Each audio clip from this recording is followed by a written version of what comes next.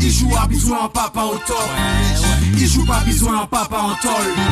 Il joue à besoin en papa non-stop. On wall moins les mots on néglige wall ou les passés pour nous mais l'esprit du bolo mon tête tout toujours pas repayé tout les station. Pendant il joue qu'à attendre nous pour partager émotion. Bonsoir, ça dit à tout le monde, ça dit à tout le monde, ça dit Martinique, Guadeloupe, France, Guyane, Internet, Insta, Facebook, qui notre réseau là, on est partout. Canal satellite. Canal Sat, SFR aussi. Voilà. SFR 312, Canal Sat 29. Voilà. Ok, ça commence à rentrer. Bienvenue tout le monde, c'est un plaisir pour moi de vous accueillir dans l'émission Papa pas génité. Je répète encore, Papa pas génité.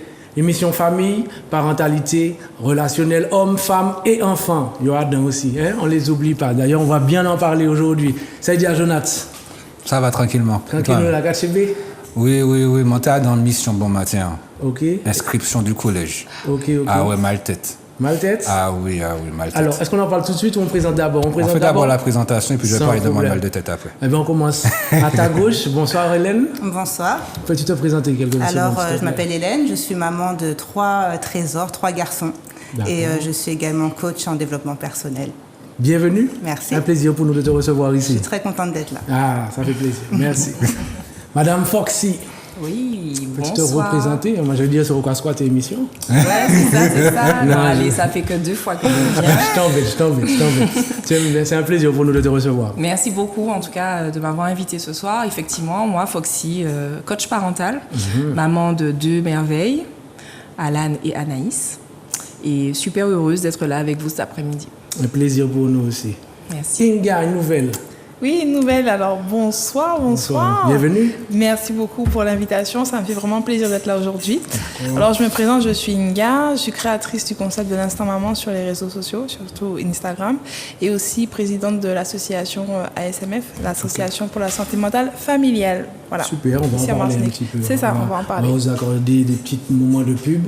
Jonathan est là. Dès qu'il fait des signes, vous pouvez faire la pub que vous voulez. Foxy, il est où mon jus de citron? C'est cela. Alors, effectivement, étant sur la route, j'y ai pensé, mais il était déjà trop tard pour faire demi-tour. Je t'avoue que j'avais tout préparé. Le jus de citron. Ouais, c'est ça. Quel jus de fruits? C'est pas vraiment de ton jus de citron. Ah bon? Même moi, je sais. Jonathan, c'est l'instant pub. Exactement, l'instant pub, c'est parti. Alors effectivement, tout à l'heure, je vous ai parlé de mes 2 merveilles. Alan, mon fils qui a 10 ans, a décidé de créer sa propre entreprise qui est un bar à limonade, le premier bar à limonade de Martinique qui s'appelle le Citron Frais. Super. Wow. Il s'agit aujourd'hui de pouvoir mettre en valeur le patrimoine martiniquais en proposant des boissons peu sucrées et préparées uniquement avec des produits locaux et des plantes locales. Donc basilic, brisé citronnelle et citron à thé martinique, vraiment purement, typiquement local. Par nous-mêmes pour nous-mêmes. Exactement, Entre par nous-mêmes. nous-mêmes, pour nous-mêmes et ouais, vraiment Par un jeune aussi. par un jeune entrepreneur très ambitieux qui a suivi une formation qui s'appelle la Kidpreneur Academy avec le cabinet Chrysalide de Valérie Cléricia qui en fait aborde avec les enfants des notions de l'entrepreneuriat, des notions de charges, de recettes, etc., de rendement et je trouve ça vraiment fabuleux de pouvoir les former tout en prenant en compte leur singularité avec le human design qui permet vraiment à l'enfant de s'épanouir pleinement. Impeccable. Donc pour la prochaine fois, j'aurai mon jus de citron. Absolument. Vous êtes témoin, hein? Absolument, D'accord, non, ok. mais sincèrement, c'est un oubli aujourd'hui, c'était prévu en fait. C'est les vacances, il faudra amener Alan aussi. C'est ça. Vous les présenter. Exact. Ce sera avec Si vous avez plaisir. des petits bijoux aussi, si vous voulez les présenter, un jour on va faire une émission. Ah non. Avec les enfants. L'émission risque de... Ça Prendre va un autre dans compte. tous les sens. C'est dit. de 3 On va revoir nos copines. Ah non. La mienne, c'est justement son human design fait que très énergique. Il y a D'accord. le manifesting générateur. Voilà. Ok, on va en reparler. Non mais c'est super intéressant. Bonjour à Alan, un grand, Ouais, un petit négatif, Merci. un membre de la Un foule. petit négatif. Yeah, super, au combat, vous le savez. Jonathan, tu voulais nous raconter une anecdote? Ah oui, ce matin, mon anecdote du matin, mon mal de tête avec les inscriptions du collège, un petit coup de gueule par rapport aux parents. Je trouve qu'il y a des enfants qui sont plus disciplinés que les parents. Et je trouve quand même c'est problématique. Bon, ça rentre quand même un petit peu dans la charge parentale, la charge mentale, mais je trouve que il faudrait vous calmer un petit peu les parents certaines fois. Qu'est-ce que tu as vécu? À savoir que l'enfant, il perd son livre. Eh ben, il fallait ramener le livre. Eh ben, il faut payer le livre qui est perdu.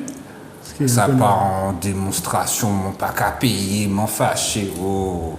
Maman, calme-toi, papa, calme-toi. C'est quand même... C'est tendu. Je trouve que c'est triste quand même. Je trouve que c'est triste que des enfants puissent essayer... Ça devrait être le contraire, mais pas à chaque fois que des parents soient encore plus énervés que les enfants. Ouais. Et je trouve que ça, c'est répétitif. Ok. Tu penses que c'est... Comment je peux te dire ça? Ça serait dû à quoi, cette colère, selon toi? Eh ben, je pense qu'on va parler aujourd'hui par rapport à la charge parentale, hein, par rapport peut-être à un surplus. On va parler ça en parlant avec peut-être les même questions. De la situation des enfants. Voilà. Et puis on est enfin des vacances, le budget, l'argent. Il y a beaucoup de choses. Ok. Très bien, on est dans le vif du sujet. Tout à fait, nous partis. Nous allons sauter à deux. Pieds joints.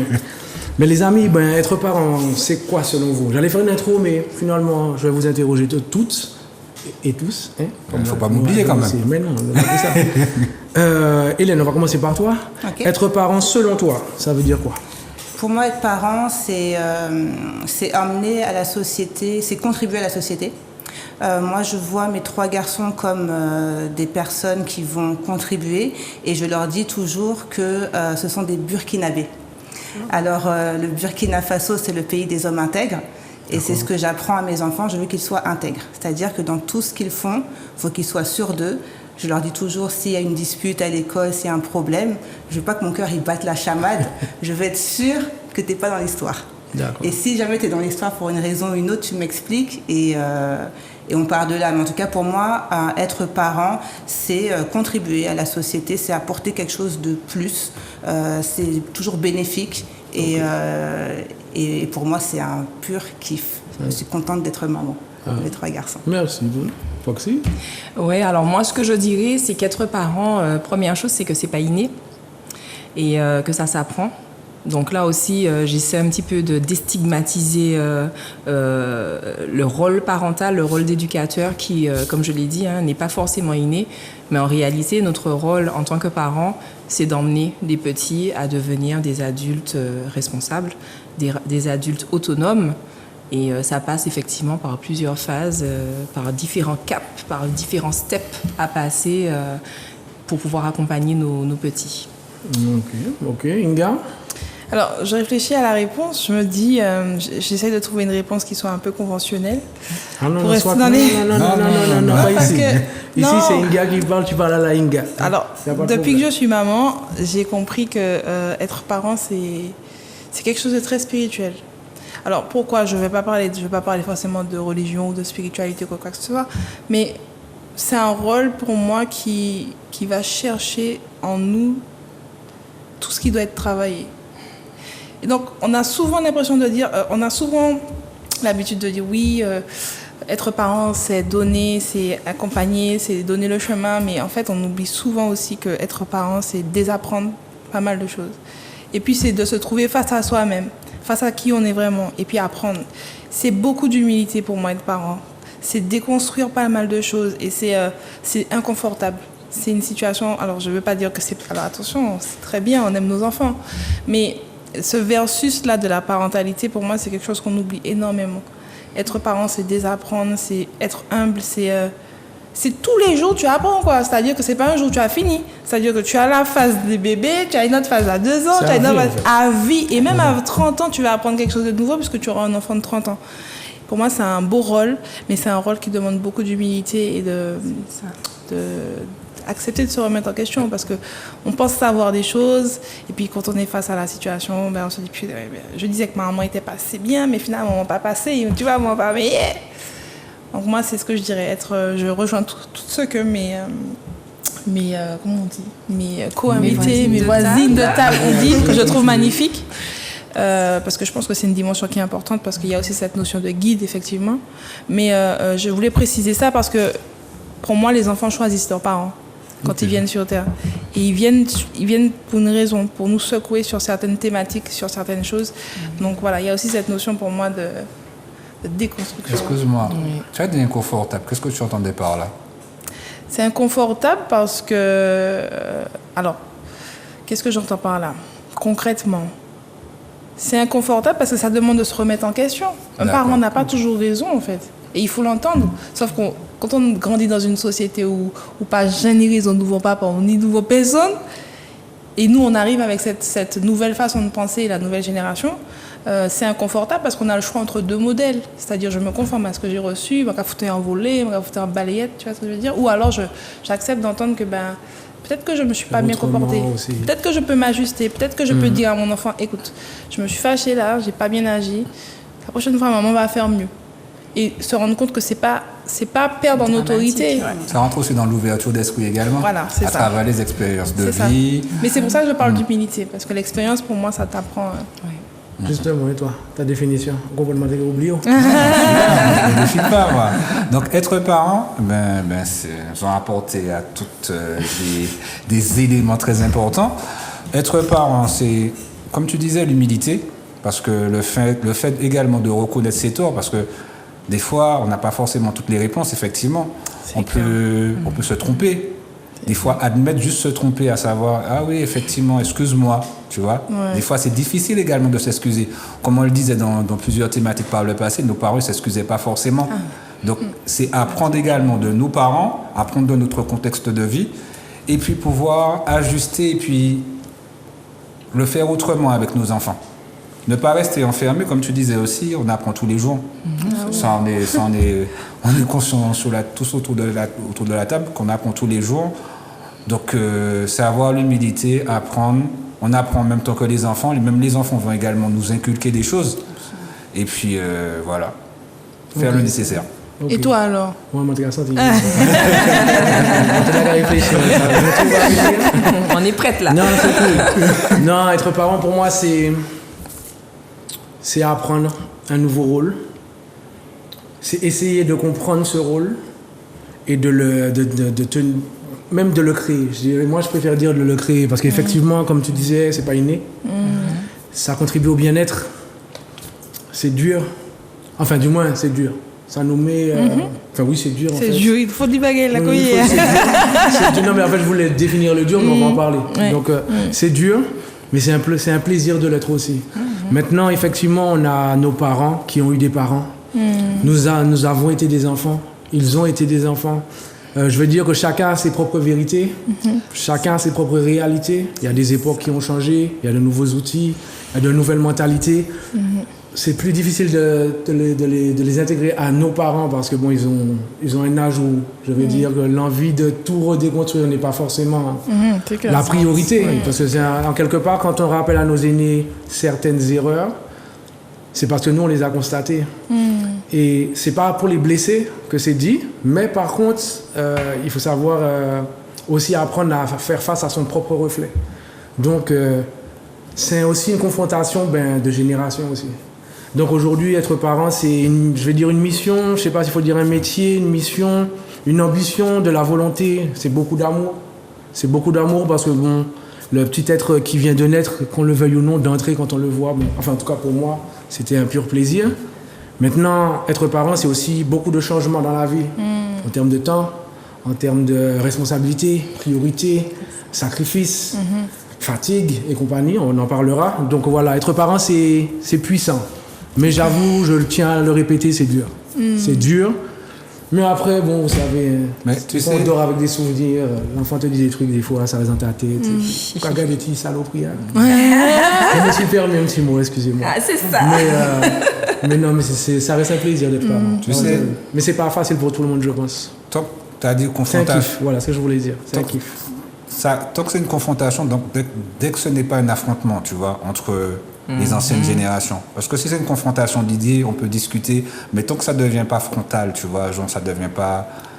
Tu ne peux pas l'éviter. Hein, tu as raison, voilà. Il y a des moments où le problème, c'est que déjà, il faut avoir le courage d'aller parler en face de tes parents et de leur dire, bon, vous avez merdé sur un truc. Mais c'est Non, clair. mais ça peut Après, être- ça se dit pas forcément comme je le dis. Mais ça peut être dans une confrontation, mais tant que c'est pas un affrontement, tu vois. Oui, mais des fois, c'est des ça, le truc. affrontements. Des fois, c'est des Parce qu'il faut affrontements. il faut que ton aîné sache lui aussi reconnaître ses torts. Ils savent pas forcément le faire.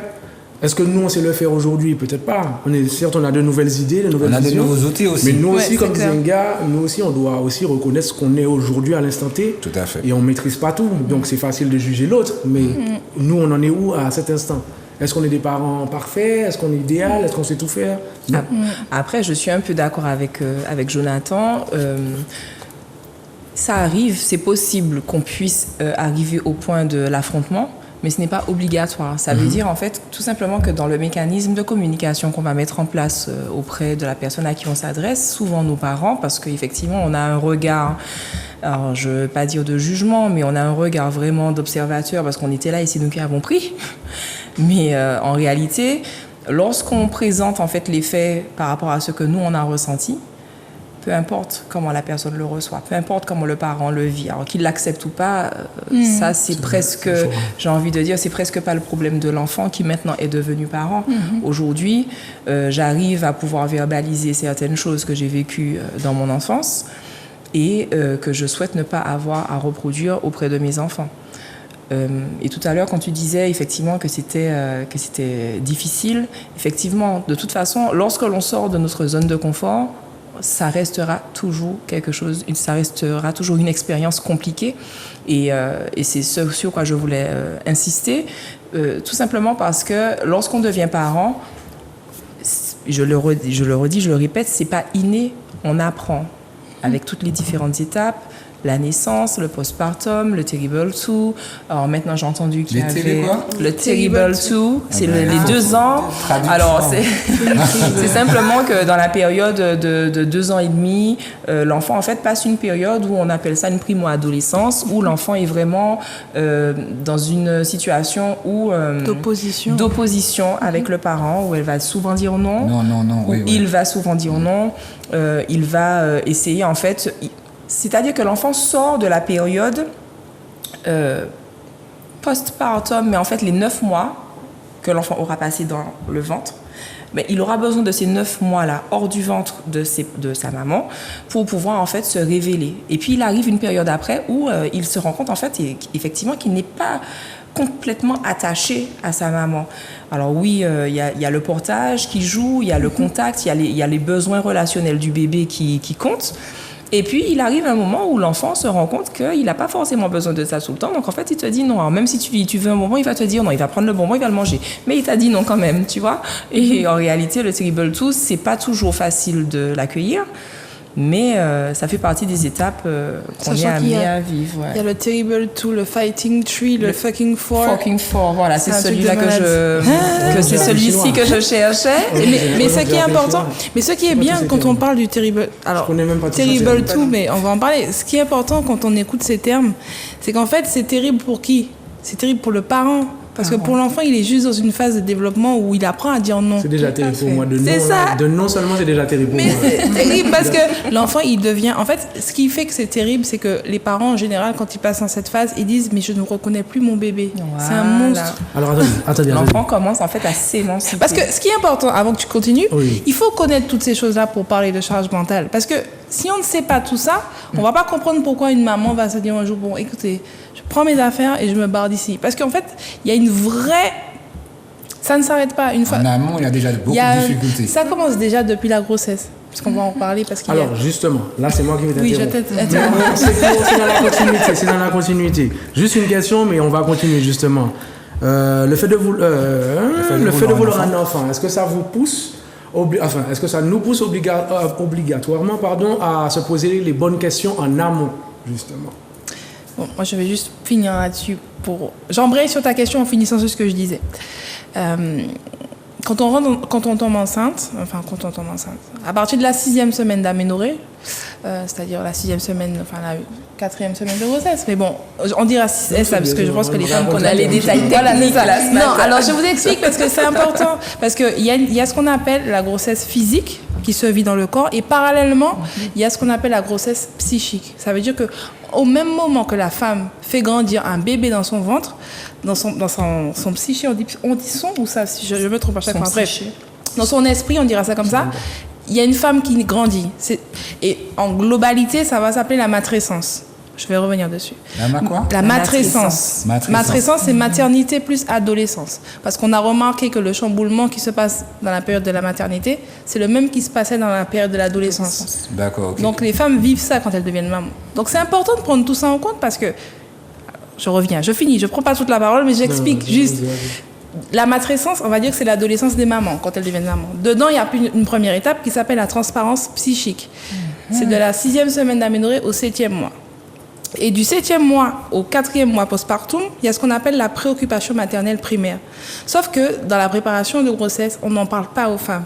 Et on leur dit oui, tu vas vivre des bouleversements, non. Mais pour répondre à ta question, par exemple, de la transparence psychique, son nom s'appelle transparence psychique, il faut savoir que les psys appellent ça la maladie mentale normale. Ça veut dire que pour eux, c'est une maladie mentale, mais c'est normal, parce que c'est dans la grossesse. Tu te rends compte ou pas? Pourquoi une maladie? Parce que ça se rapproche un peu...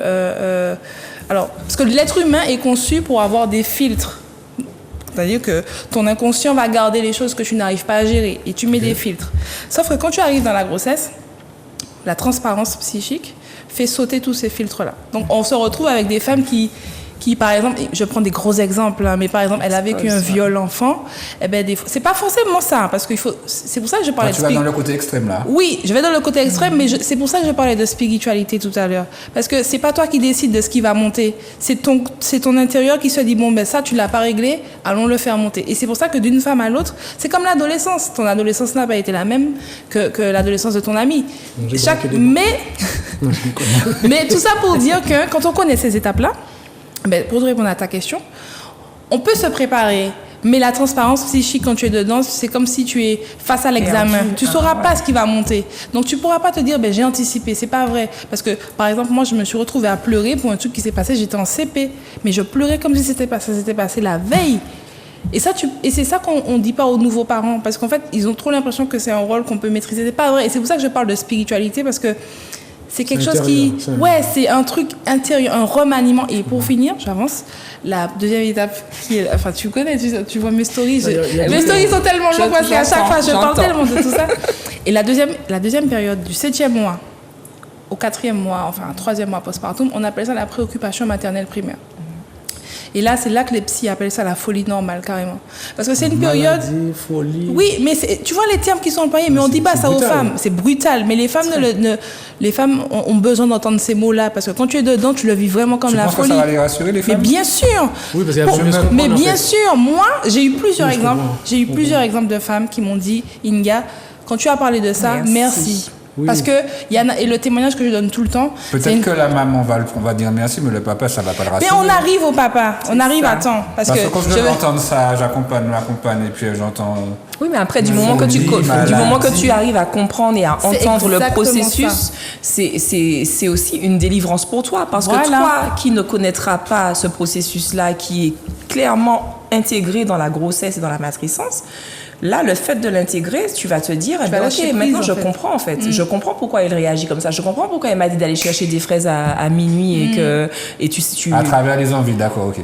Mais pas que ça, c'est un exemple. Mais pourquoi elle aura réagi aussi violemment quand j'ai juste dit ouf. Parce que ouf, ça la ramène, à travers son subconscient, ça va la ramener à quelque chose qui s'est passé il y a très longtemps, dont elle-même ne se souvient pas. Mais son corps, son subconscient va réagir, il va faire remonter certaines choses et elle va péter un câble sur toi. Mais en fait, toi, ne connaissant pas le processus, tu peux aussi aller à l'affrontement. C'est pour ça que les couples se... Et en réalité, exactement. Et en réalité, le fait de connaître le processus, tu sais, tu as ton seuil de tolérance qui augmente parce que tu te dis, ok, c'est normal. C'est facile de dire que c'est normal, mais n'empêche que tu es quand même tu seras forcément dans une autre... plus tolérant. Que, par exemple, pour la préoccupation maternelle primaire, je t'interromps, c'est une période où, en fait, pour te donner un exemple concret, pour avoir lu ce que les psys décrivent de cette période, c'est comme si tu avais un épisode d'esprit criminel. Tu as vu les épisodes comme ça où en fait tu rentres dans une chambre et puis le gars ou la femme, il n'y a que des photos d'une personne. Oui, genre il est fou. Eh ben, c'est ce que la femme vit dans la période de la 7e mois jusqu'à son... C'est une période où elle est bébé centrée. Ça veut dire qu'elle ne fait pas exprès. Son cerveau est focus sur son bébé. Et le psychiatre me disait... Inga, le rôle du papa à ce moment-là ou du deuxième parent, c'est la séparation. C'est le papa qui permet à la maman de revenir sur terre, de sortir de cet état mental. Et sauf que si on ne sait pas tout ça, non, mais la femme a besoin de savoir qu'elle est dans cette étape-là, mais c'est important pour moi. Je parle beaucoup, mais c'est important pour moi de... mais Inga, de la respire. Oui, gratuit. Mais ça me passionne tellement Non, que... mais personne ne court. Non, prends ton Ouais, temps. c'est clair. Non, ce que tu dis là, c'est enfin, ce que vous besoin dites, de se dire. c'est très important. Moi, vous avez dit 12 termes, j'étais déjà perdu. Mais c'est parce que j'ai jamais entendu ces Mais c'est termes. pour moi. ça. Ça rentre dans le cadre de la prénatalité ou de la périnatalité? Périnatalité. Périnatalité. Tout ce qui D'accord, ok. péri, c'est tout ce qui... Ok. Pendant, Et, ça englobe en fait la c'est ça. grossesse. Pour revenir à ce qu'elles expliquaient, le côté brutal, c'est simple. Hein. Regarde-nous en tant qu'adulte, quelqu'un qui va m'injurier, je vais réagir méchamment. C'est ça. cru. C'est le cru qu'on capte le plus rapidement. Plus tu auras beau faire 20 000 phrases pour expliquer quelque chose, le jour où tu le dis crûment, la personne va capter le message Grave. plus vite. Impact. Et Ouais. on n'ose pas souvent, ben voilà, on a peut-être peur des confrontations, etc. Mais c'est dans les confrontations qu'on se parle réellement, en fait.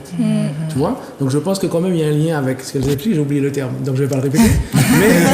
mais en tout cas, je commence à mieux comprendre Et quelque pour chose, là. finir, et après je passe la parole, Il n'y a pas de problème. les modifications qui se produisent sur le cerveau de la femme, c'est prouvé par la science aujourd'hui, ces modifications durent 3 ans après la naissance. Ça veut dire que c'est ce qu'on appelle le mommy brain. Ça veut Et dire... c'est pourquoi il y a beaucoup de séparations pendant les 3 ans aussi, alors. Mais C'est pour ça. C'est Mais ça, entre parce le que- baby ouais. blues C'est pour et ça. le mommy brain, Et c'est pour ça que la charge compliqué. mentale parentale, c'est un vrai sujet.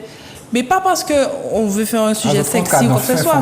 Mais oui, mais il faut. Mais si on veut libérer, si on veut vraiment libérer nos... Ah ouais, carrément. Il faut- On n'a pas préparé ça comme ça, Olivier. Non, mais Ah ben. Ça- moi, le Non. tout dans cette émission, on grandit. Mais c'est pour ça que c'est pas un sujet qui doit être philosophique. Ça doit être d'abord scientifique, parce que ça se passe dans le cerveau. Quand une femme a le mommy brain, c'est durant... Alors, je fais un petit cours. Non, rapidement.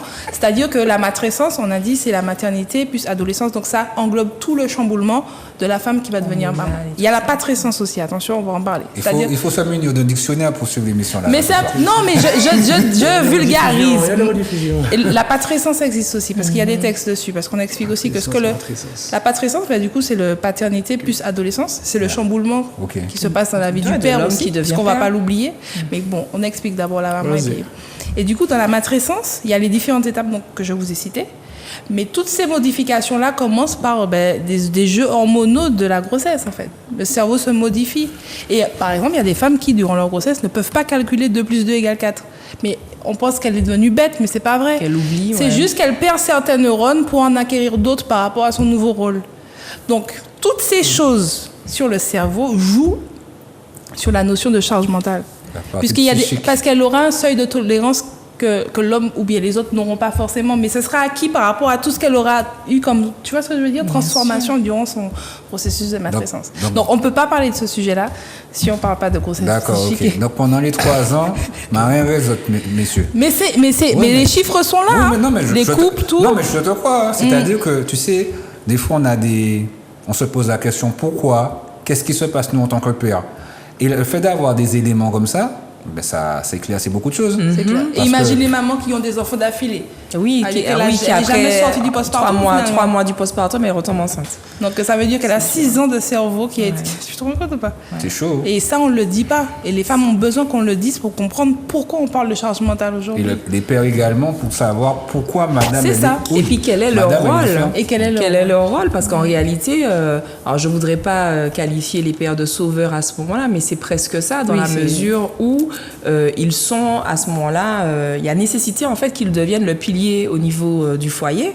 Et je suis sûre que tout ce dont on vient de parler, je pense que Hélène aussi l'entend certainement lorsqu'elle suit des personnes en termes de coach de vie personnel, c'est ça? Développement personnel. De développement personnel, on est là. Lorsqu'on est en train de traverser une période bien particulière que moi j'adore appeler désert, ces déserts-là qu'on traverse, c'est sûr qu'on a tout en nous.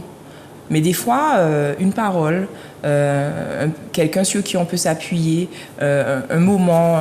Donc c'est pas forcément lunaire, c'est vraiment déjà il y a le côté lunaire. Oui, voilà. parce qu'il Déjà y a il y un a côté déjà lunaire ça, aussi. les différentes Tout est étapes. lié, en fait. Oui, Quoi tout est lié. Donc il y a ce Tout est contexte-là, lié, il y a le c'est contexte ça. hormonal de la femme. Bien entendu. Il y a également le contexte de donner la vie, tout ça. Donc tout ça là. Mais en fait, c'est même pas c'est un seulement le chamboulement contexte total. hormonal de la femme, c'est le contexte hormonal de la période. Parce qu'en réalité, la patrescence, c'est ça aussi. C'est sortir en fait de cette période plus ou moins de célibat, pas forcément célibat, mais homme seul, homme sans attachement forcément, qui deviendra père et responsable d'une petite personne qu'il sera amené à faire grandir et à faire devenir un adulte. Comme tu disais, Inga, c'est à partir de là que la charge parentale va vraiment débuter. Elle peut, ouais. Voilà, parce que avec toutes ces étapes, déjà le changement brutal au niveau de la femme, comme tu disais, le côté hormonal, mais par rapport à la situation, le chamboulement, ce ouais. chamboulement-là, donc il faut être prêt.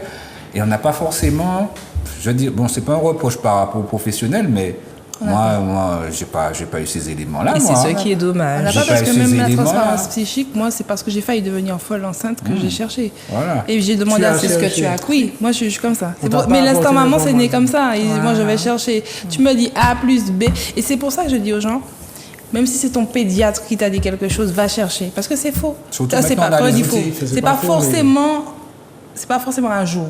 Voilà. Parce qu'il y a des professionnels, être un professionnel de santé, c'est être assez humble pour aller retourner dans tes cahiers. Et moi, j'avais plein de personnes à qui je parlais de la transparence psychique et qui me disaient, mais de quoi tu parles? Mais des psys aussi. Et je me suis dit, ah ouais, d'accord. Bah, après, je leur en veux pas parce qu'ils font peut-être des spécialités, Des fois, ils c'est n'ont pas le scolaire, temps. donc on leur- Voilà. ils ont pas- Mais je me suis dit, ah d'accord, donc dans cette histoire-là, je vais devoir me débrouiller seule. Parce que j'avais peur de dire aux gens, ben, j'ai l'impression que je vais devenir folle. Parce que je me disais, bon, les gens vont prendre mon enfant. Et pour vous donner un témoignage, c'est le témoignage que je donne tout le temps quand je parle de ça. C'est une femme qui m'a dit, Inga, merci parce qu'en fait, tu me permets de me pardonner. Et je lui dis, mais pourquoi? Elle me dit, ben, parce que j'ai fait une tentative de suicide enceinte. Sauf que c'est double peine, hein. Tu fais des NTS, on te voit comme quelqu'un de... Enfin, vous avez compris. Et en plus, enceinte, donc tu as double peine sur double culpabilité. Et quand elle se rend compte qu'en fait, c'est sa TP, c'est-à-dire sa transparence psychique qu'elle n'a pas bien gérée, elle se dit, ah mince, mais je ne suis pas si mauvaise que ça. D'où l'importance de l'information, en fait. Et quand on va dire au papa, par exemple, clairement que le rôle du père, c'est la séparation. C'est-à-dire que c'est... Quand on dit séparation, quand le psy m'a dit ça, ça m'a un peu... Ça t'a heurté. Ça m'a heurté. Parce que je me dis, mais pourquoi il veut me séparer?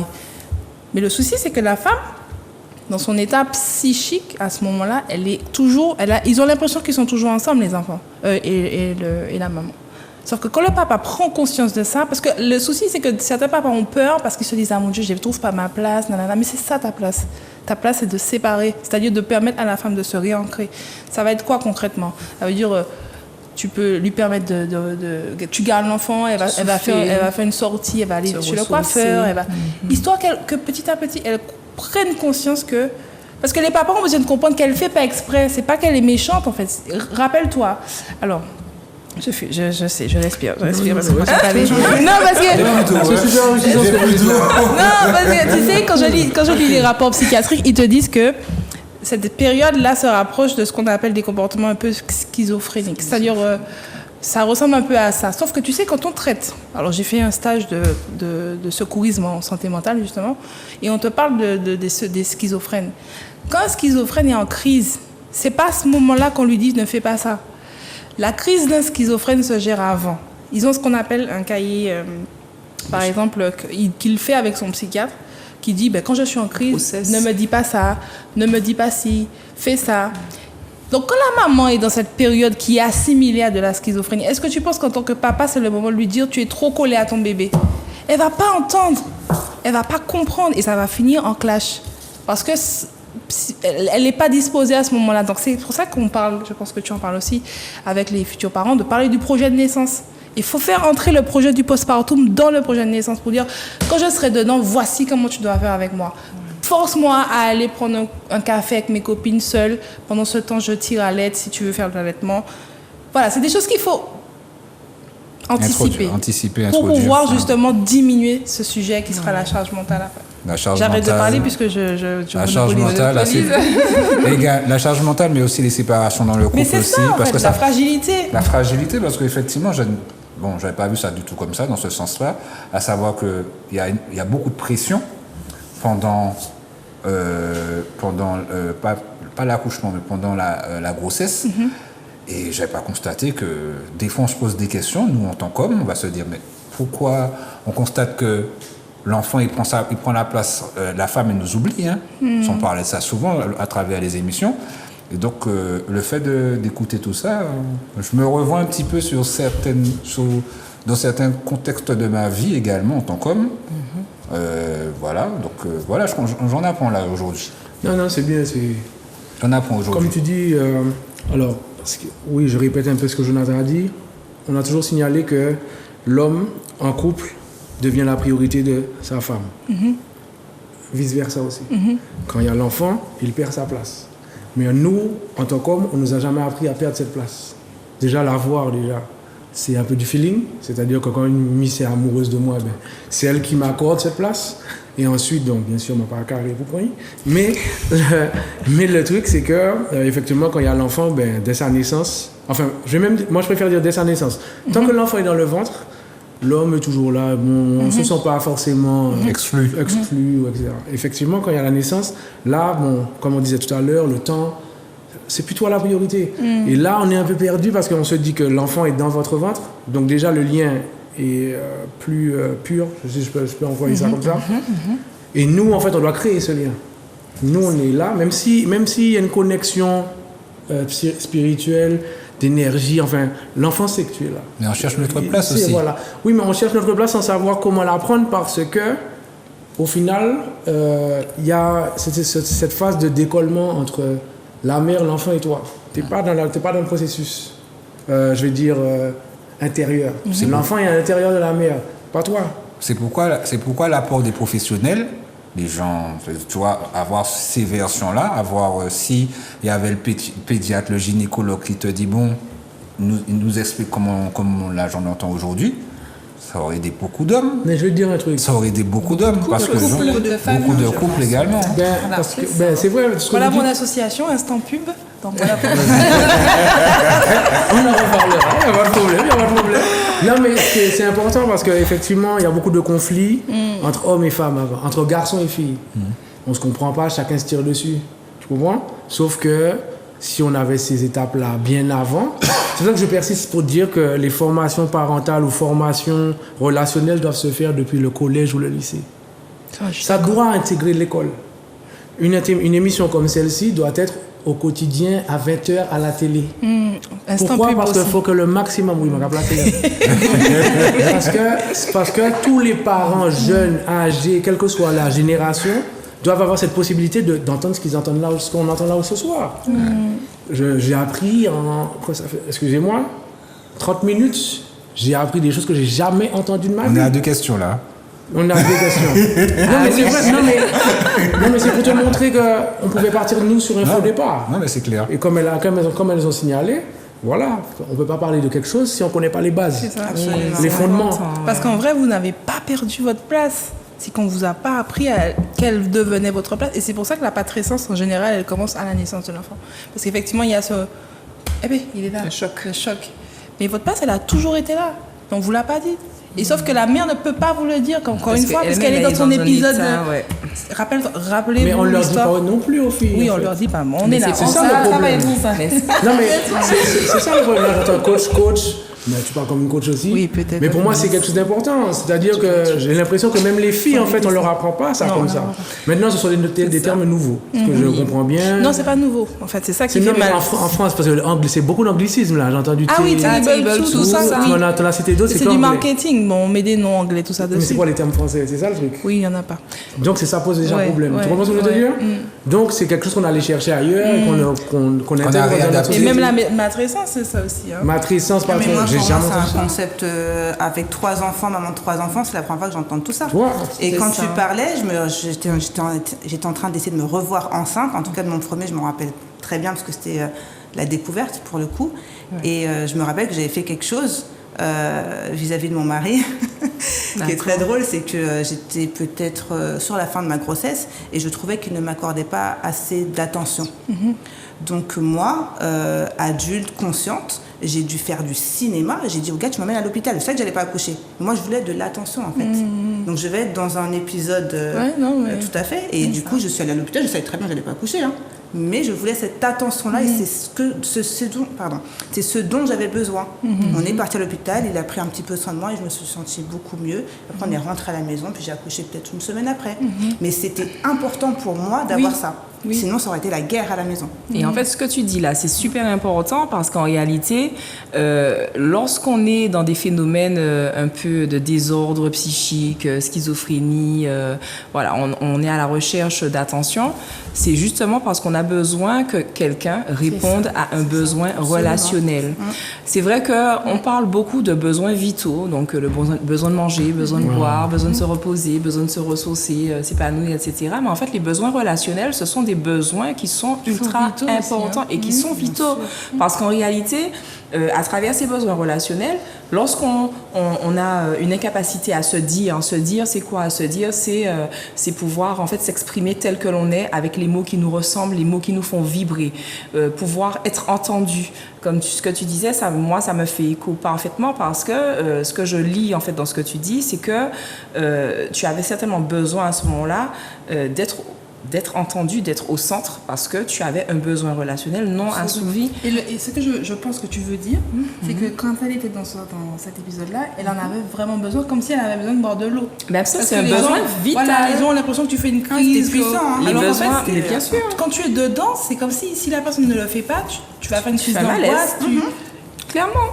Les besoins relationnels, ce sont vraiment des besoins vitaux qui, quand on n'y répond pas, alors, ça peut être vraiment chaotique et créer des blessures. Alors, quand les besoins relationnels ne sont pas, quand on n'y répond pas auprès des enfants, ça devient critique parce qu'en fait, ça crée des blessures d'enfance qui, après, lorsqu'on grandit, sont réactivées à travers des choses qui relèvent du subconscient. Mais quand on est adulte, c'est justement et qu'on a ces blessures-là qui se réactivent et qu'on ne comprend pas, c'est très, très, très difficile. Hein. On arrive parfois à être vraiment perdu. C'est pourquoi, je constate que quand on parle de déconstruction, là, on est en phase de reconstruction, mais c'est avec tous ces outils-là, toutes ces connaissances-là que ça nous permet de reconstruire les choses, également d'apprendre, parce que ça fait c'est pas depuis, les femmes elles ont toujours été comme ça, mais l'information n'a jamais pu être diffusée.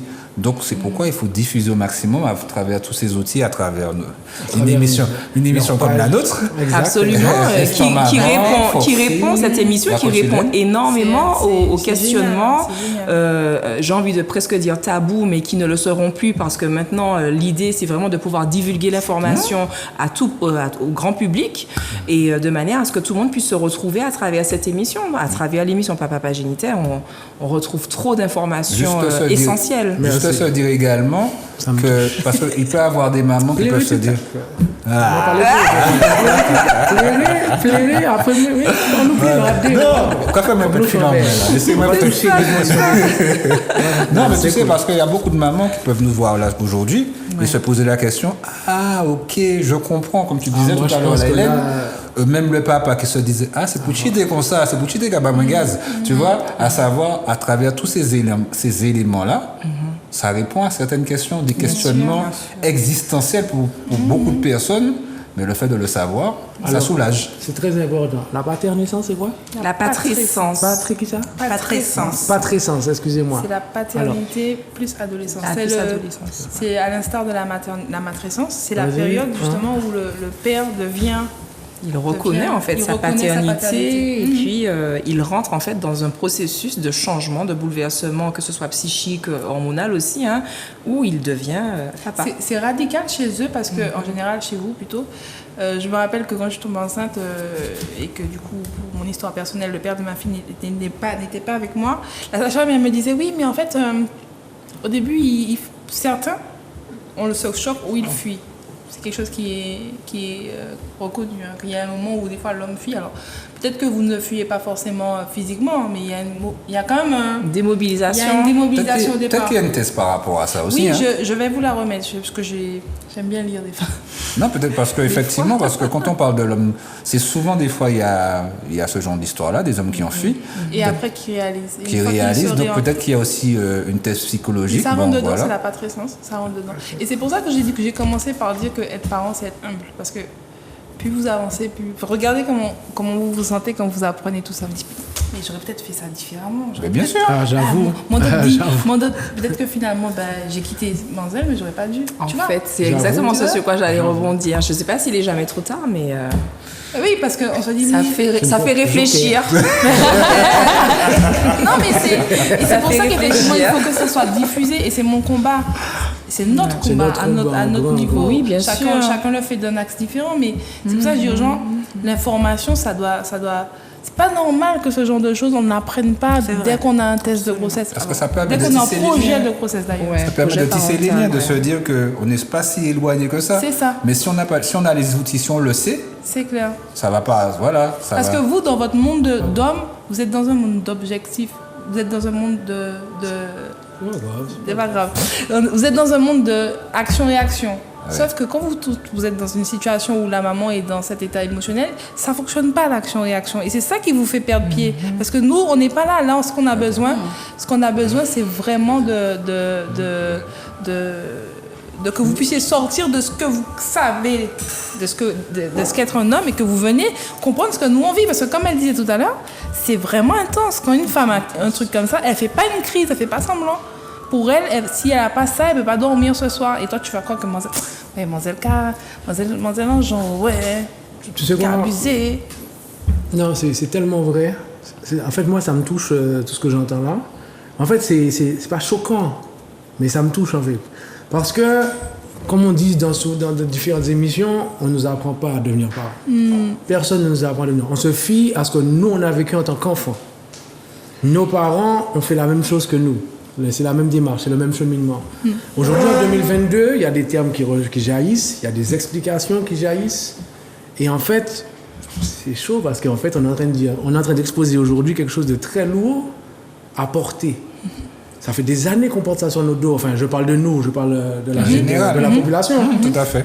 Et quand on voit comment on avance aujourd'hui, on regarde l'état de la population, surtout sous différents aspects, ben, si on avait ces informations-là, je sais pas, on serait peut-être pas là. On voit souvent la finalité aussi, on voit souvent les conséquences. C'est ça le problème, on voit souvent les conséquences et le fait de voir les conséquences, si on avait les outils en amont, ça aurait évité beaucoup de choses. Ça change Bien entendu. Ça changerait la donne. Bien entendu. Des couples, des familles, des générations sauvées. Éclaté. Oui, mais c'est pour ça que je disais, avant d'être parent, est-ce qu'on réfléchit en amont ou est-ce qu'on a toutes les bonnes questions? On ne peut pas les avoir, toutes les bonnes questions, vu qu'on ne savait pas tout ça. On ne peut pas les avoir sur comment mon corps va me faire réagir durant le... Mais on peut les avoir en qu'est-ce que je suis obligée de savoir avant de rentrer dans cette aventure. Et c'est tellement vrai ce que vous dites. Dernièrement, j'étais dans un débat où j'expliquais que pour moi, à l'école, à un moment donné, il faut une matière où, par exemple, il faut séparer les filles et les garçons. Après, les récupérer le groupe, mais surtout parce que je pense que pour parler, pour évacuer, bon, on est toujours intimidé par l'autre.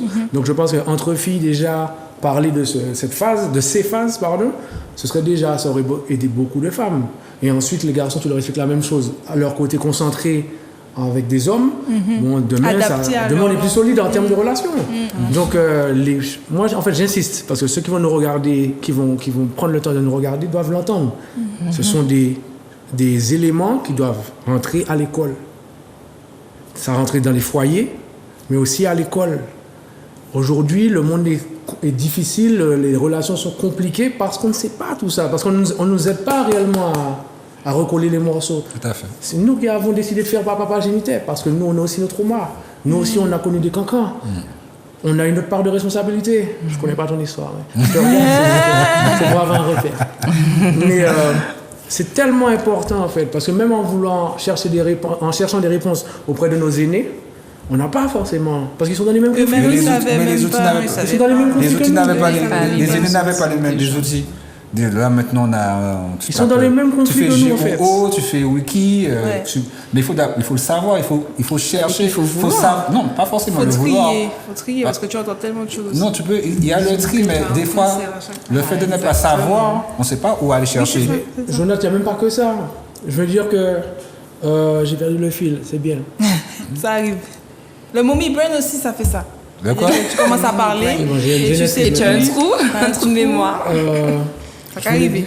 Je voulais dire en gros que j'ai oublié. Ça va revenir, c'est pas grave. On parlait des aînés, après si ça peut t'aider. Non, mais je vous avoue, mais ça va revenir. C'est tellement Mais pas là. riche que vous Mais dites pas à la que... fin, ça, il faut que ça revienne. Ah, c'est comme ça, vous l'instant pub, mon gars, c'est à l'instant pub. On va Non, continuer tranquille. Oui, on continue, mais ça va revenir, c'est pas grave. C'est pas grave. On a parlé de tellement de choses là que je constate est-ce que cette Vas-y, question-là est bien appropriée. Moi, choisis, moi. Bon, Vas-y, pas si tu grave. veux. Nous avons été enfants. Avec un peu de recul, est-ce que notre vécu et les souvenirs qui vont avec sont des stimulateurs concernant l'envie d'être parent? Oui, je pense qu'on a répondu à ça, en fait. Ah ben, moi, je suis d'avis contraire. C'est-à-dire que si je prends l'exemple... Alors, Redis la question, peut-être Voilà. qu'on pas bien entendu. Non, mon café m'a dit tout ça. Nous, T'as qu'à choisir. Nous avons été enfants avec un peu de recul. Est-ce que notre vécu et les souvenirs qui vont avec sont des stimulateurs concernant l'envie d'être parent? alors, je dis que j'étais contre, mais c'est pas contre. C'est-à-dire que nos souvenirs peuvent être des stimulateurs pour être parent, comme ça peut faire l'effet Oui, c'est inverse. ça, c'est ça. Si tu prends tout le temps des coups, tu Ça, as forcément envie donne d'être parent demain. Mais si tu as reçu beaucoup d'amour, tu as envie de C'est ce que je retransmettre dis. de Oui, l'amour. c'est mathématique. Finalement, Il y a ça va avoir, dépendre de ton de ce propre... que tu as mis dedans, en fait. Tu as mis dedans aussi, tu Alors, vois. moi, je pense que ça peut dépendre effectivement des souvenirs que l'on a, mais ça peut aussi dépendre de la réalité que l'on s'est faite de notre vécu. Exact. Je le disais tout à l'heure en début d'émission, nous avons chacun une réalité, nous avons chacun notre vérité, et en réalité, tout est basé sur des interprétations. Et ta vérité ne sera pas la mienne, ta vérité ne sera pas la mienne, et vice-versa. Et en réalité, on peut se dire, soit tu disais à l'instant, si tu as pris beaucoup de coups étant petit, est-ce que tu vas vouloir être parent? Oui, mais je vais vouloir faire exactement le contraire de ce que mes parents ont fait. Peut-être. Mais tête pitée, Tu là, vois c'est pour qui? Ou peut-être la même chose. hein. Pour répondre à cette question-là, bon, je vais encore revenir dans le côté scientifique, mais Ça fait partie du c'est ce boulot. que- quand je parlais d'humilité tout à l'heure, quand je parlais de la parentalité, je me suis rendu compte de quelque chose. On aime dire, ah, les gens qui maman, papa, mon péché fait qu'on les parents moins, je ne vais pas faire. Sauf qu'il y a un adage qui dit tel père, tel fils. Cet adage-là, on aime dire mais non, c'est pas bon et tout. Sauf que scientifiquement, c'est prouvé que on n'hérite pas dans les marqueurs ADN, on n'hérite pas que les comment on appelle ça, les caractéristiques physiques de nos parents. On hérite aussi des caractéristiques habituelles, c'est-à-dire des choses qui sont rentrées dans les routines. Et c'est de là que vient tout ce qu'on appelle l'épigénétique. L'épigénétique, c'est bon, c'est très connu aujourd'hui, hein, c'est tout ce qui concerne la reprogrammation mentale, c'est-à-dire de se dire, ben, j'ai reçu ça, mais moi je décide de faire autrement consciemment avec des clés pour me reprogrammer. Sauf que les gens n'ont pas tous cet accès à cette information-là. Donc, certaines personnes peuvent partir en se disant « je ne vais pas faire comme ma maman », mais finalement se retrouvent rattrapés par tous ces marqueurs-là et toutes ces choses avec lesquelles qu'ils ont hérité finalement, et puis se mettre à faire ce qu'ils ont vécu. Et cet exemple-là est très connu, très vu dans tout ce qui est inceste, pédophilie, parce que des fois, ce sont des gens qui eux-mêmes ont vécu ça, et puis qui ne voudraient pas forcer. Alors, il y a des gens qui vont effectivement développer l'inverse, mais il y en a qui vont dedans, mais pourtant, ils ont vécu ça. Mais on se dit, Pas forcément reproduire le même schéma. il y en a qui vont pas forcément reproduire le même schéma. Mais tout ça pour te dire que je suis d'accord avec lui, que cette lecture de cette question-là, elle va être limite au cas par cas, mais il faut prendre conscience que des fois, on peut avoir une bonne volonté au départ, de pas faire les choses comme nos parents, et puis on se retrouve rattrapé par les habitudes, par ce qu'on a vu, parce que il revient au galop, parce que bon, si on comprend pas que on peut changer tant qu'on n'a pas l'électrochoc. Donc oui, pour moi. Alors est-ce que j'aurais pas Et puis se dire, Oui. Est-ce que tes souvenirs, c'est ça. est-ce que vos souvenirs sont des stimulateurs, peuvent être des stimulateurs. Ça te pousse pour à être devenir- parent? Voilà. Est-ce que tu as envie, ça te donne envie d'être parent? Je sais pas, je crois pas. Parce qu'il y a des jeunes filles qui ont envie d'être mère. Oui. C'est déjà Des arrivé. petites J'ai filles qui entendu jouent à la des jeunes poupée, filles, par exemple. quand on leur fait explique, jouer avec ils sa auraient un poupée. enfant. Peut-être qu'on aurait pu poser la question en disant Oui, est-ce que ça te pousse à être un certain type de parent? Peut-être. C'est un type de Aussi, parent. Un certain type aussi. de parent. Par exemple, moi personnellement, j'ai grandi, j'ai reçu énormément d'amour. J'ai grandi dans un foyer très équilibré.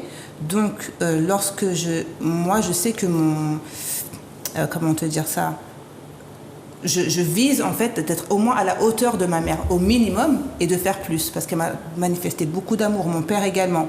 Et du coup, lorsque mes enfants font des bêtises ou je sais pas quoi, ou moi, Hélène, en tant qu'individu, je vais réagir d'une certaine manière, je vais dire non, parce que moi, ma mère, je faisais des bêtises, à un moment, je cassais des verres. Je cassais les verres de ma maman, tout le temps. Dès qu'elle me laissait toute seule avec ma grande sœur, j'aimais casser les verres. J'ai cassé Chacun tous son les- kiff. Oui. Si nous avons une vidéo, c'était un bal plastique. C'est plus ça. Mais à chaque fois que je rentrais, je disais maman, tu sais, j'ai cassé un verre, mais j'ai pas fait exprès. Et ma mère, elle me répondait toujours, c'est pas grave ma poulette. Elle me faisait un câlin. Mais pourtant, j'ai cassé tous ces verres. Jamais elle m'a tapé, jamais elle m'a grondé. C'était toujours, c'est pas grave ma poulette.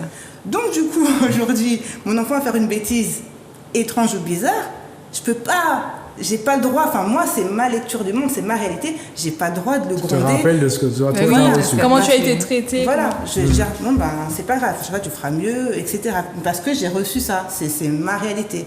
Et du coup, ce qui fait que moi j'ambitionne d'être une maman douce, aimante, et je fais de mon mieux. Une fois mon fils, j'ai 3 garçons, donc j'ai mon cadet, celui du milieu, qui me raconte une anecdote.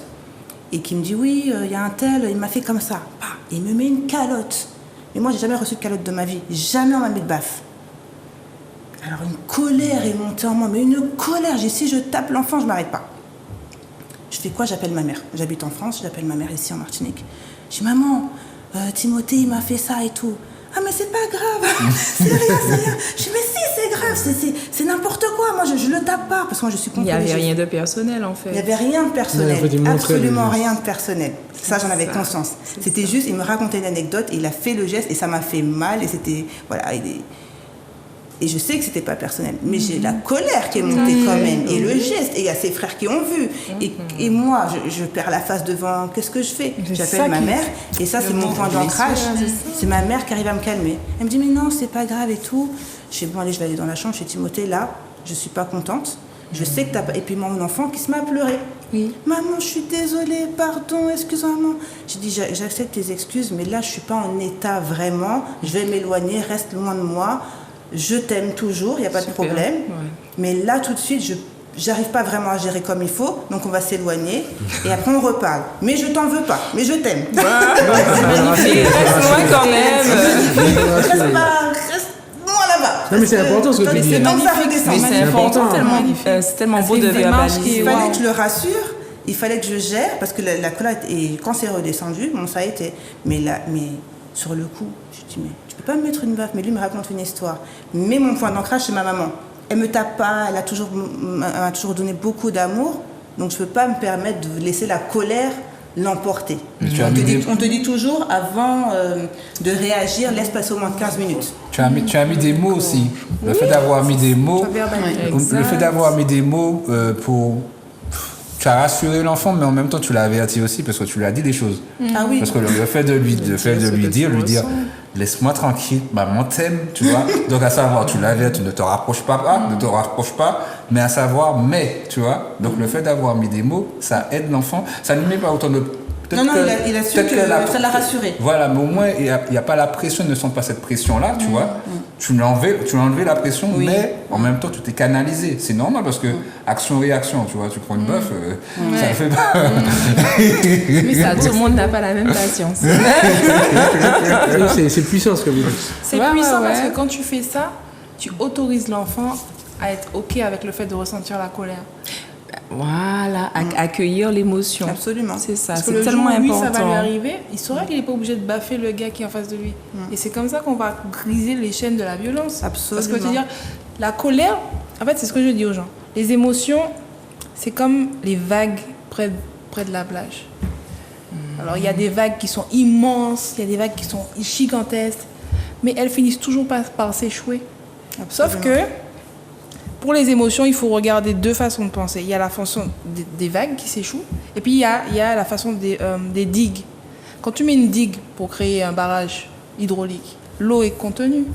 Et puis le jour où la digue cède, ben c'est tsunami. Et c'est ça les émotions. Les vagues, elles peuvent être aussi impressionnantes qu'elles sont, elles finissent toujours par devenir toutes petites sur le rivage.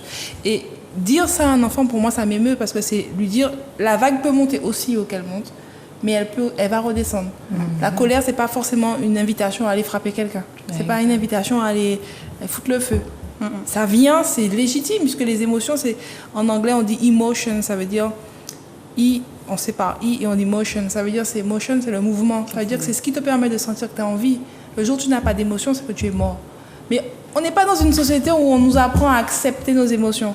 Et ce que tu fais là, ça met, mais pourquoi? Parce que quand tu fais ça, tu vas à l'inverse des parents qui... des relations se brisent à ce moment-là. Parce que l'enfant t'a tapé sans faire exprès. Donc, il voit ta colère, lui-même, il se culpabilise. Parce que voilà, machin. Finalement, tu lui parles plus, vous restez 2 jours sans... Et puis, des relations se brisent parce qu'on n'a pas réussi à verbaliser. Et puis oui, puis lui, ce serait quoi? Ce serait un sentiment d'injustice. C'est ça. Maman, je te partage un moment de vie, et toi, tu te mets en colère. C'est pas normal, en fait. Parce que moi, j'apprends à mon enfant à parler, à s'exprimer, à donner ses opinions. Je leur dis toujours, au final, c'est moi qui décide, c'est moi maman. Ne vous inquiétez pas, vous allez grandir. Donc moi, je veux toujours que mes enfants s'expriment. Mais c'est pas cool, en fait, pour lui de s'exprimer, d'avoir fait la droit à l'erreur, une maladresse, et de se retrouver à être tapé. Parce que moi, quand je fais mes erreurs, il n'y a personne qui débarque de nulle part pour me taper, pour me casser la figure. C'est clair. C'est ça. En fait, c'est tellement puissant parce que je revois énormément de... Je le dis, ça existe, hein, le nombre de parents qui ont ce réflexe de taper. Donner des coups dans les caisses, dans les magasins, vous voyez, l'enfant, il court un petit peu, c'est à base de pincer, etc. Et ça m'a toujours choqué, cette facilité à faire mal pour faire comprendre un message. Ne va pas sur ce sujet-là parce qu'il va me chauffer. Non, mais le message, sans rester sur les... De toute façon, il y aura une thématique sur les coups. Non, parce que, juste parenthèse, parce que quand tu parles de... on appelle ça la crise au supermarché. Et pour avoir travaillé dans le marketing, j'ai expliqué aux parents qu'un enfant n'est pas fait pour être dans un supermarché parce qu'en fait, les stimuli qui sont là-bas sont faits, son cerveau est immature. Toi, quand tu vois du rouge, tu sais que c'est pas méchant, mais lui, son cerveau voit du rouge, donc il est excité. Sauf que quand il te fait une crise, en fait, quand un enfant fait une crise dans un centre commercial, c'est parce qu'il te demande réancre-moi, aide-moi à revenir parce que je sais pas où donner de la tête. Si, je suis entièrement d'accord avec toi. Donc ça, bon, allez, on revient. Donc s'il vient sur le plateau avec tout le rouge qui est autour de nous... On se rend pas compte que le cerveau d'un enfant, c'est pas le cerveau d'un adulte. Non, mais c'est entièrement vrai ce que tu dis. Moi aussi, j'ai fait du marketing et en fait, le code couleur, c'est pas pour rien. Ouais, c'est clair. Vous allez à la caisse, tous les bonbons sont au niveau de l'enfant. Mais il y a plein de couleurs, en fait. Même l'espace. Un grand espace, l'enfant doit combler cet espace-là. Dans sa tête, il y a de la place. Il faut que je comble tout ça. Et il court, toi, il part partout, il y a de la place. Et c'est pas méchant. Mais c'est pas lui, en fait, le problème. Bien entendu, c'est pas lui le problème. Et on a ces réflexes qu'on a reçus étant petit. Les mêmes réflexes sans explication. Donc, ce que tu as expliqué là, c'est très important. Tu disais, utiliser les mots. Mais c'est super important d'expliquer pourquoi on fait quelque chose. Oui. On peut être maladroit nous aussi en tant qu'adultes. C'est clair. Tu as donné l'humilité, il faut le reconnaître. Tu disais tout à l'heure, action-réaction. Action-réaction. Je prends la calotte, moi aussi je peux très bien réagir, mais tu as l'enfant, tu te dis, mais s'il savait vraiment la valeur du coup, il l'aurait pas fait. Il sait que tu es son parent. Et c'est tellement beau ce qu'Hélène racontait. En fait, c'était moi, merde. Presque.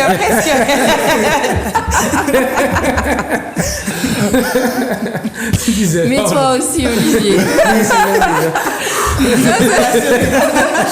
Non, je revenais simplement sur l'exemple de ton fils de Timothée. Et en fait, c'est tellement beau ce que tu disais, parce qu'en fait, c'est ce type de communication bienveillante là qu'on n'a pas forcément, enfin, qu'on nous a pas inculqué, que nos parents à laquelle nos parents n'avaient pas forcément accès non plus, et qui fait qu'aujourd'hui on essaie de changer un petit peu les schémas, on essaie d'apporter en fait de nouvelles valeurs à nos enfants. Et ce que tu fais, moi je trouve ça vraiment admirable. C'est clair, parce qu'aujourd'hui les parents que je vais suivre et que j'ai déjà suivis, pour en arriver à ça, il faut travailler parce qu'en fait, tout à l'heure on en parlait, ça s'appelle vraiment de la déconstruction. Tout ce qui est mémoire familiale, mémoire culturelle, parfois c'est très très très dur de se dire ok, ben en fait, en faisant autrement de ce que j'ai appris, en faisant autrement que mes parents, en faisant autrement que ce que la société nous a inculqué depuis tant d'années, j'arriverai à avoir des enfants qui seront suffisamment ancrés, qui seront suffisamment équilibrés, lucides, pour pouvoir aller tranquillement dans la société, quoi, sans forcément tomber à chaque obstacle. Absolument. Et c'est ça. Hein. Mais ça travers aussi des outils. Hein. Ouais. Des outils, on parlait tout à l'heure de la spiritualité. Oui.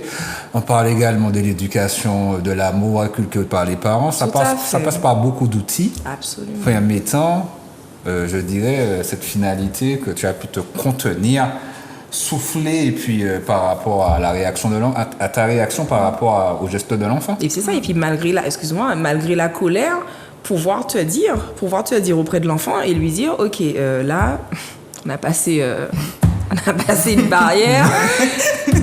Je crois que tu te rends peut-être pas compte de ce qui s'est passé, mais en réalité là, je suis ultra en colère, donc je vais m'isoler et on va en reparler après, quand la colère sera redescendue. Instant pub, je me souviens de ce que je voulais dire.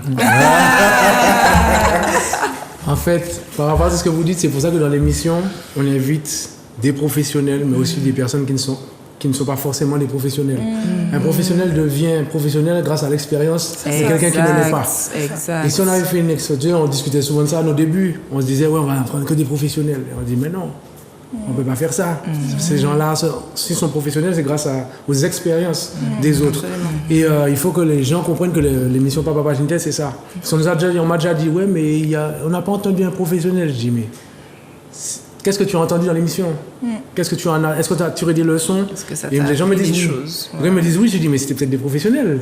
C'est juste qu'avant, ils ont déposé leur statut, ils ont d'abord mis l'humain en priorité. Et ça t'a touché. Le professionnel qui va parler, je ne dis pas qu'il a tort, il va apporter une valeur ajoutée, des techniques, des mots, des astuces. Mais c'est important pour les téléspectateurs et téléspectatrices de comprendre que ils sont importants dans cette société, avant d'avoir des statuts. Moi, je suis pas une pro, je suis une passionnée, c'est tout. Non, c'est pas une question d'être pro, c'est juste une question... Voilà, mais être passionné, pour moi, c'est être pro, en fait. Tu as du respect pour toi, tu t'honores, en fait, quand tu fais des recherches. Exactement. Tu t'honores, on s'honore. Quand on cherche cette émission, c'est pour s'honorer, c'est-à-dire que hommes et femmes doivent réaliser qu'ils sont importants dans cette société. La société ne te fait pas forcément comprendre que tu es important. On nous éduque pour être des outils, pour travailler, pour amener de l'argent. On est des petites machines. Sauf que l'humain, il n'y a rien qui commence avant l'humain. C'est clair. Donc c'est très important. Je savais, il fallait que je retrouve cet instant. Tu m'as touché, Olivier. Tu m'as touché. Je suis fier de moi. Même si Foxy ne m'a pas capté, oui. il ne m'a pas dit que mon message était bon. Non, je déconne. Je voulais juste rebondir sur ce que disait Foxy par rapport à la communication bienveillante. Parce qu'il y a quand même un volet qu'il faut aborder, c'est le fait que parfois on ne réussit pas. Moi, pour mon exemple, je suis très parentalité bienveillante, j'essaye, mais des fois je n'y arrive pas. Donc des fois je lui donne une tape. Alors des fois je regrette de lui avoir donné la tape aussi. Parce que je me dis à ton enfant? Ah oui, bien sûr, je lui dis parce que des fois elle ne comprend pas. Mais j'essaye toujours, de toute façon ce sera une tape sur un endroit où elle aura pas mal, c'est-à-dire la main. Et je me dis, mais Inga, pourquoi tu l'as tapé? Et je me rends compte que, pour revenir au sujet, c'est parce que je suis chargée mentalement. Excédée. Et tu me parles au moment où je suis pas disposée en fait, ou alors tu fais une bêtise au moment où mon seuil de tolérance n'est pas très bas. Mais est-ce que tu ne devrais pas dire c'est pas avec prétention, mais est-ce que dire à ces enfants que maman elle arrive, papa il arrive, mais papa n'a pas forcément envie de parler pour le moment, regarde la télé, je reviens, je sais pas moi, parce que des fois on peut avoir une journée avec beaucoup de pression.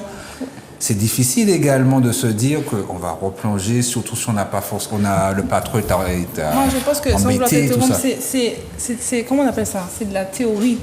Parce que dans la pratique, quand tu as un enfant qui est dans le fucking fort, il n'a pas envie de t'écouter. 3 ans, c'est ça? Non, alors il y a Terrible 2, ça commence à 18 mois. 18 mois jusqu'à 2 ans et demi. Il fallait venir avec des topos. 2 ans et demi, c'est ça, des tableaux. 2 ans et demi, 4 ans, on appelle ça le fighting free. C'est la période où ils aiment se battre pour rien, là. Fucking fort, mais alors là, c'est terrible parce que l'enfant commence à parler et à raisonner. Donc quand c'est la petite, t'as l'impression d'avoir un adulte devant toi des fois qui discute avec toi et tu dis mais... Et les parents appellent ça fucking fort parce qu'en gros tu en as marre. Et puis tu es aussi face à la réalité. Et puis tu es aussi face à un rapport de force parce que tu peux céder et lui foutre des coups.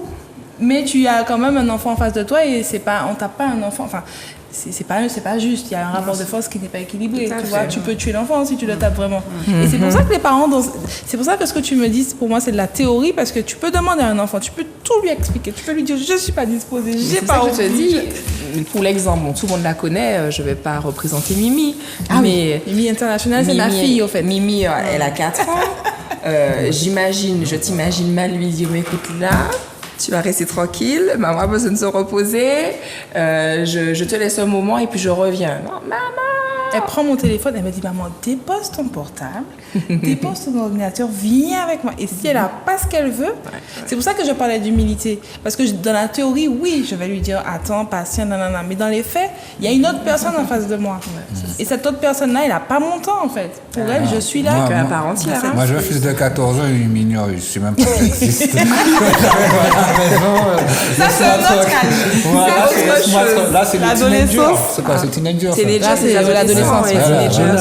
Je place une big dédicace à Eros, big dédicace à Inka pour la semaine dernière. Parce que ce qu'on dit là aujourd'hui, il y a aussi des exemples la semaine dernière. D'accord. Eros qui disait que les enfants ont le droit de réunir leurs parents pour parler. S'il y a un problème, Ça, c'est vrai. on met cartes sur table, mais tout le monde doit se réunir. Par exemple, il y avait aussi le fait que sa fille était venue lui parler, il était avec un ami. Ah oui.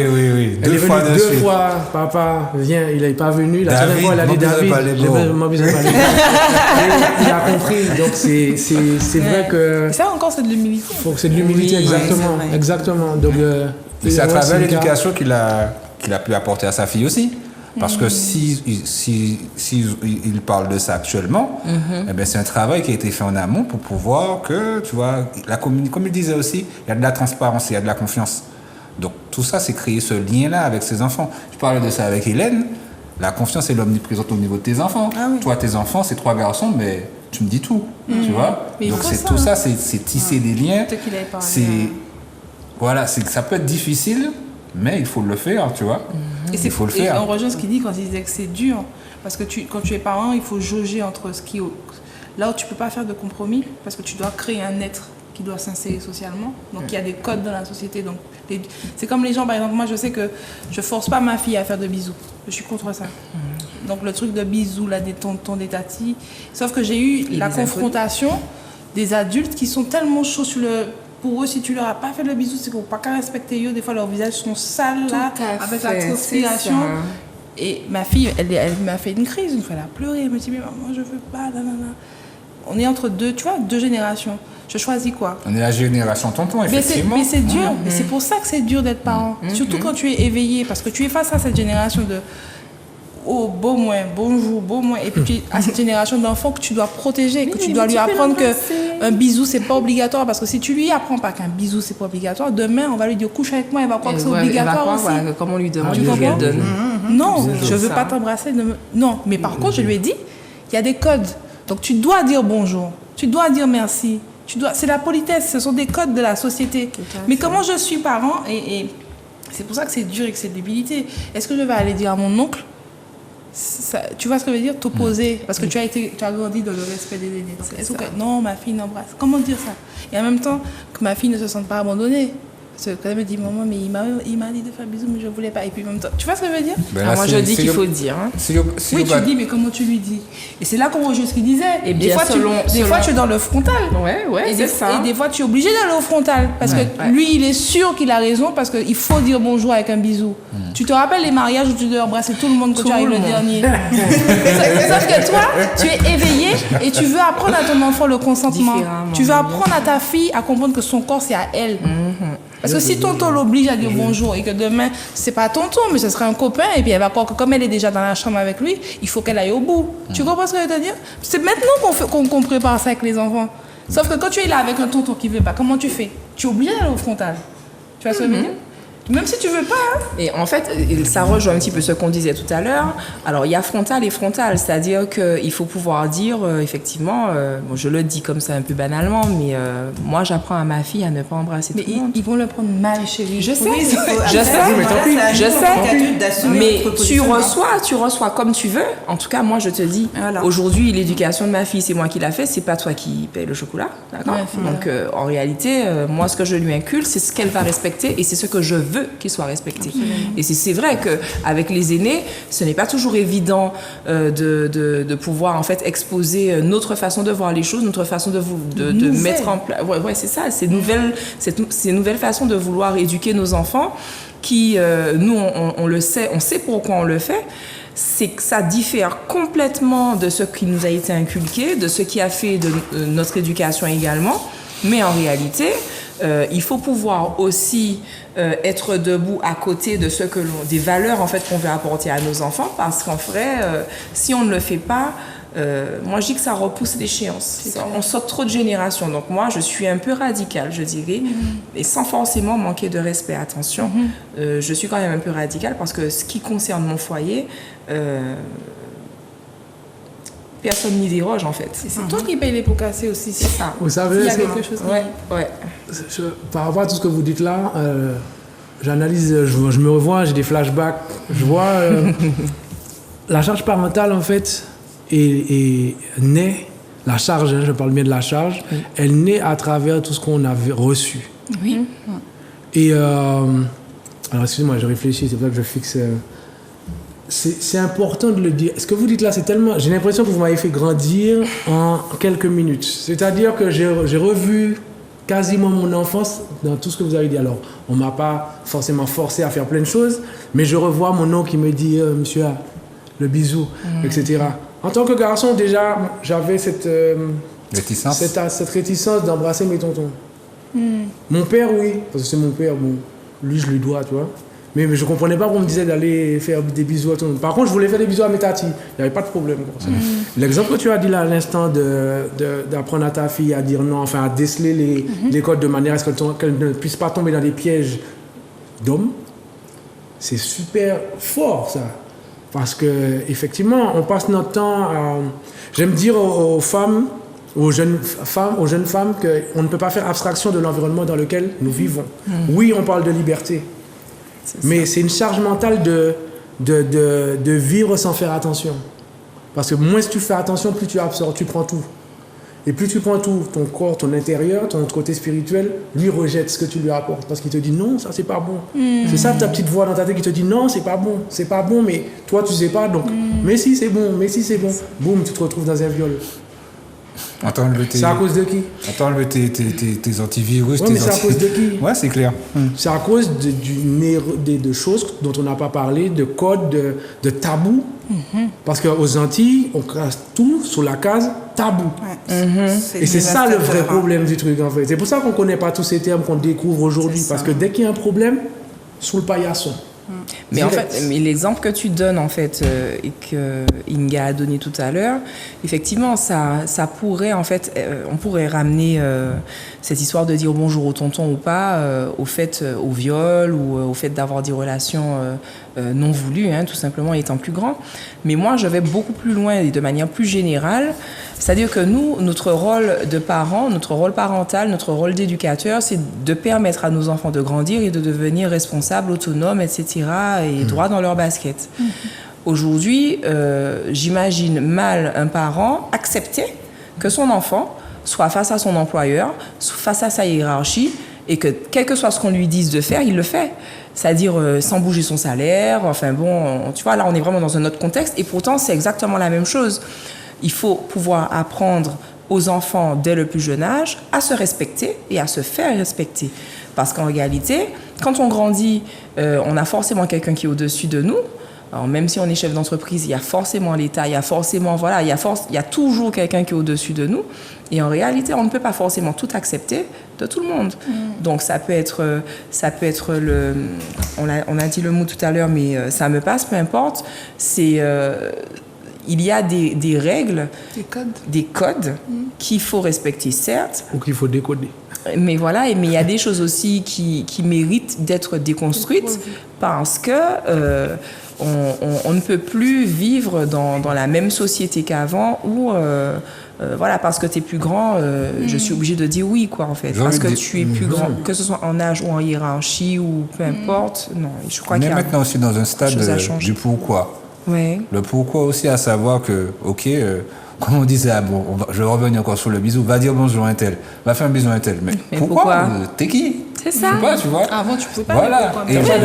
Oui, mais tu la connais pas, mais c'est la tante de ta grand-mère. Mais tu peux l'embrasser, l'enfant ne connaît pas la personne. Et le truc, c'est que, à savoir, avec tous ces éléments-là, maintenant, on est dans la recherche où on veut avoir les éléments de réponse. C'est pourquoi quand on parle de déconstruction, de reconstruction, quand on parle de tous ces éléments-là, ça passe par ça aussi. Et c'est pour ça que je vous parlais tout à l'heure de reflet. C'est exactement C'est pour ça que je vous parlais de reflet. Parce qu'en fait, quand on s'oppose à nos parents, c'est pas pour bailler au gaz. Mais ils n'ont pas capté ça. Non. Pour eux, c'était de l'éducation, c'est de la politesse, Ou c'est mal du élevé. respect. Manque d'éducation. Voilà, mal élevé. Pourtant, nos parents n'embrassent pas tout le monde. Nos parents n'embrassent pas tout le monde. Et jusqu'à on est adulte, on arrive à s'embrouiller avec nos parents jusqu'à aujourd'hui. Ça veut bien dire qu'il y a quelque chose qui a été transmis maladroitement. Mais que ou qui n'a eux-mêmes, pas ils été, veulent que pas, eux-mêmes ne finalement. pouvaient pas, parce qu'eux aussi l'ont reçu maladroitement. Mais Ça se répète. Mais Olivier, Chaque mais comme génération fait la même aussi, chose. je- On n'aime pas notre reflet, mon frère. mais je n'aime pas, je ne sais pas, je ne connais pas l'avenir, mais comment on pourra s'embrouiller aussi avec nos enfants aussi, hein. Oui, non, mais ça, c'est. Mais aujourd'hui, Voilà. après Parce que ça, papa c'est géniteur, Et c'est ça. quand tu as écouté Hélène, Foxy, Hinga, tu vas parler à ton fils, tu auras déjà Des une prise de éléments, recul. des clés. Voilà. Tout à fait. Mais pour revenir à ce que je disais par rapport à l'humilité, je sais que je rabâche sur ça. Mais je c'est me rends compte- important. C'est très important. C'est très mais important, je me l'humilité. rends- Et c'est pour ça que quand je parle d'humilité et de spiritualité, C'est puissant. c'est puissant parce que ma fille me guérit moi. Et je guéris la prochaine génération. Ma fille me guérit parce que quand je la vois, Un petit frisson, quand même. ma fille, non, parce que quand je vois les vidéos où tu vois les papas, les mamans qui disent non, allez, ils donnent des paroles d'encouragement. Par exemple, moi le matin, je prends le temps de lui dire, je dis que tu es jolie, dis que tu es belle. Parce qu'en plus, ma fille, elle a eu la bonne idée de couper ses cheveux. Bref, donc j'ai eu une crise Elle a fait d'angoisse. ça comment? Elle a pris ses ciseaux et parce que je faisais le ménage, charge mentale parentale. Donc j'ai une partie de mon cerveau qui fait le ménage, une autre partie qui doit savoir où est l'enfant parce que je suis maman célibataire. Et là, je reviens l'enfant un trou. Bref, donc j'ai rasé toute sa tête. Mais j'ai fait une crise d'angoisse.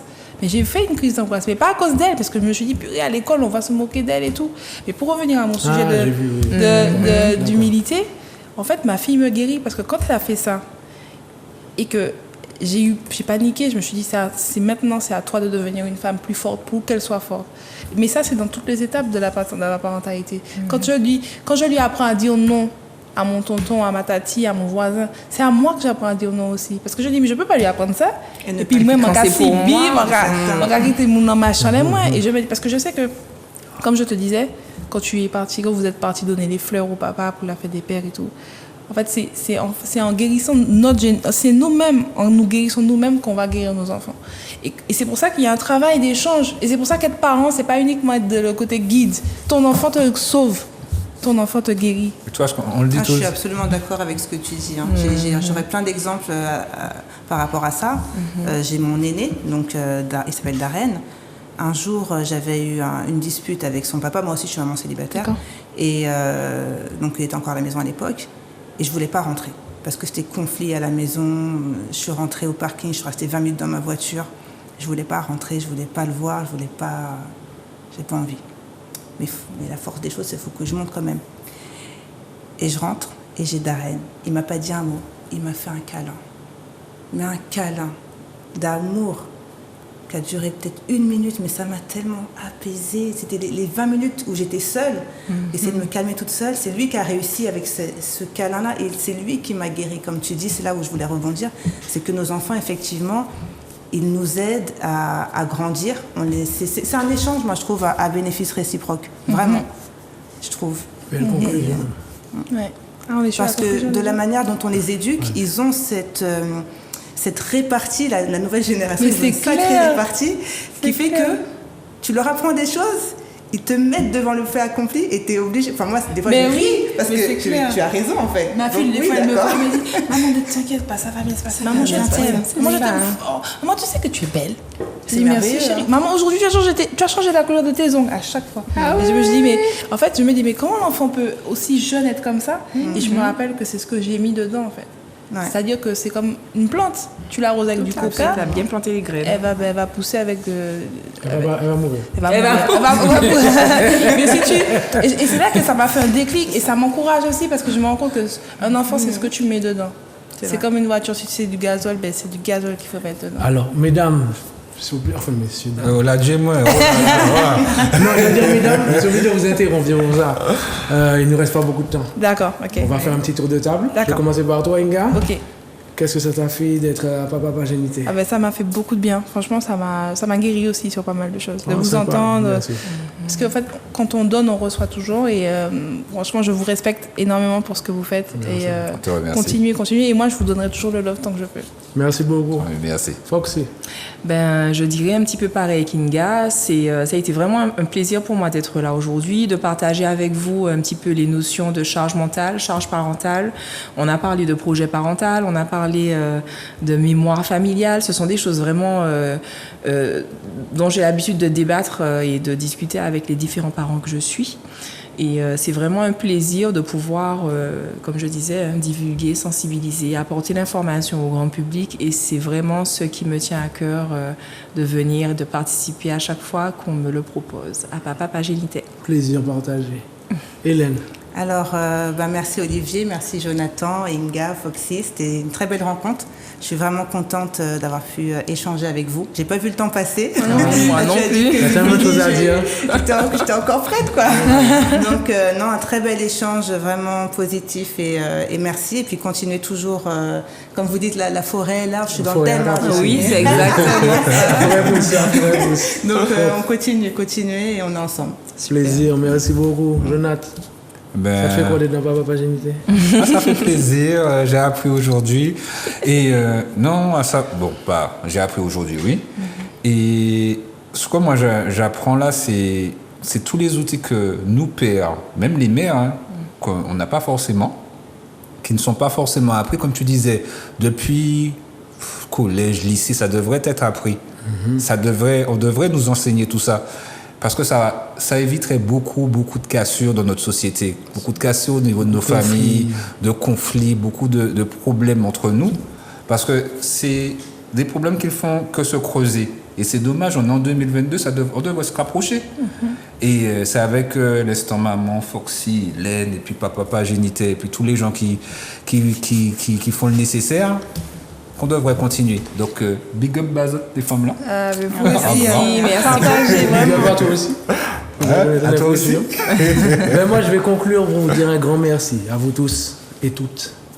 Merci beaucoup. Franchement, j'ai grandi. Alors déjà, vous avez apporté ce que nous, on n'avait pas apporté. C'est-à-dire que nous, on a vu ça sous un angle. Vous avez apporté les bases de nos angles, en fait. Donc, il y avait quelque chose avant nos angles. C'était impeccable. Moi, je promets un charge parentale 2. On est obligé, là. On est obligé. Là, c'était les bases. Là, c'était en amont, effectivement. C'était les fondements. Les fondements, C'était trop important, en fait. Et c'est trop important pour qu'on passe à côté. Donc, la semaine prochaine, je pense qu'on va repartir dessus. On va changer quelques trucs. On va partir dessus. N'hésitez pas à aller sur nos réseaux, sur les pages Facebook, Zouk TV, j'ai dit Zouk Look, non, pas dans ces Zouk Look. Zouk TV, YouTube, Facebook, Instagram. N'hésitez pas à leur donner vos avis sur Papa Pagénité afin qu'on puisse rester sur un horaire où tout le monde puisse nous voir. C'est trop important. L'émission ce soir vous l'a encore démontré. On a besoin de nous-mêmes. Richesse PIA, c'est nous-mêmes. Et en nous-mêmes. En grand, passez une excellente soirée. Bienvenue dans Papa Pagénité. Superbe. Merci.